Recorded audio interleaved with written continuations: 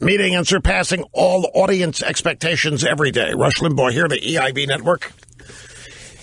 And we go to the phones. We're going to start with Jan in Northfield, Minnesota. Welcome. You're up first today. It's a big responsibility, and we're great to have you with us.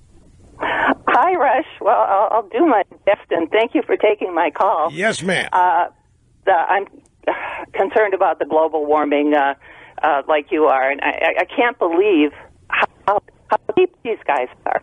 This whole global warming a long con, has fallen flat and has been going on for decades, but they've invested so much money in movies, so much money in Nobel Prizes, so much money in all kinds of whatever they invest money in. They can't let it go.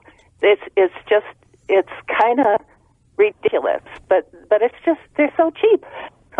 They I guess aren't inventive enough to come up with a new con, so they just keep recycling this one. It's dead. It's dead. And also on global warming, this is a little bit more serious, is the fact that it's been all along, it's kind of aimed at kids. The little cuddly panda bears, the little cuddly polar bear cubs. And all right, do too well. Yep. And I think exactly. So, I mean, that's about it. Well, let me, on that, how else? I know. She got a good point. They're using the kids here. Let me tell you what happened last night. Oh, hey, Jan, before you go away, I need to ask you a question. Are you there? I'm here. Okay, seriously now. Dude, there's no wrong answer here. I'm asking this because I really want to know. When I bring up climate change on this program, do you at any point go, oh, come on, Rush, we know. Let it go. Move on to something else. Is it gotten to the point where it is frustrating to even hear it discussed?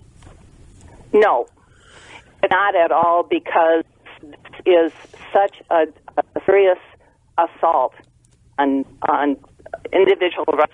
I'll tell you, it's exactly right. Folks, I haven't had anybody tell me that it is. Don't misunderstand. I'm just using my own sensitivity and awareness. This has been a signature issue on this program for 25 years.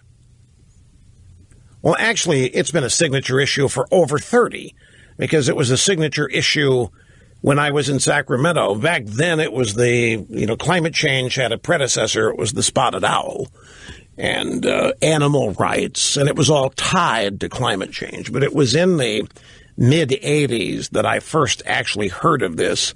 5 years earlier, it was The World's Gonna Freeze, that 79 Newsweek cover. And it has, she's exactly right. The forecasts have said 10 years, 20 years. None of the forecasts have come true. Global warming, it stopped warming, so they changed it to climate change. Since they can't really illustrate massive changes in climate, they modified things and started referring to anything, any weather extreme as evidence of climate change, be it a flood, which have been happening since Genesis. Talked to Noah about that. Torrential rains. These things are now cited as examples of climate change. You ask yourself, how can you?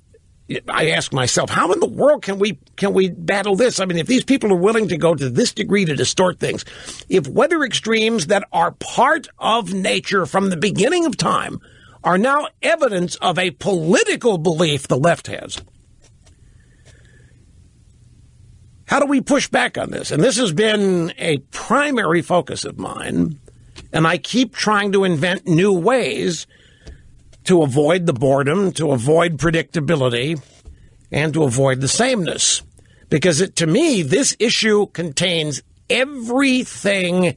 It embodies virtually everything the left needs to establish the end of democracy and authoritarianism. It's got every ingredient. It's got every technique that they employ. One issue, if they can bring it home, accomplishes ball game. And that's why I am so fervently opposed to it. because it can't be proven. It cannot be established. There is no science that says what's happening is happening. All they've got is computer models. I have nothing to gain by lying to anybody about this. If I lie about this and create some converts, I'm going to lose them at some point because it's going to be discovered that I've been lying. I have nothing to gain by making anything up here. Nothing whatsoever. There's no short-term gain that I'm seeking here. There's nothing I'm trying to accomplish with this other than to stop it for the benefit of people because I love people. I hate what liberalism does to people, individuals. And this issue contains every assault the left is making on individual liberty and freedom and an expanding economy. It's got everything they want that leads to their nirvana, which is a never-ending expansion of government that one day becomes global, the end of borders, the end of nation-states. These are sick, sick people, and with money, they have co-opted many people who used to be legitimate scientists. They have invented scientists out of people that wouldn't know science if it slapped them upside the head, like Al Gore. And they've conferred scientific status. Their experts tell us that climate change is so rampant that we've only got, 30 years left? If we don't colonize Mars, the human race is going to go extinct. And I can't believe that people actually believe it because somebody like Stephen Hawking says it, though, smartest man in the world, or joined by Elon Musk or Bill Gates or whatever. It's insanity. And it just never stops. Last night, Trump made it official. And I pointed out yesterday, we are officially out of the Paris Climate Accords. Prior to yesterday, it was just a verbal assurance, but it actually happened. The New York Times flashed their subscribers and the world with a breaking news alert last night, setting up a news story in the paper today. Headline, breaking news, the Times has received an alarming draft report on climate change by federal scientists who fear President Trump will suppress it.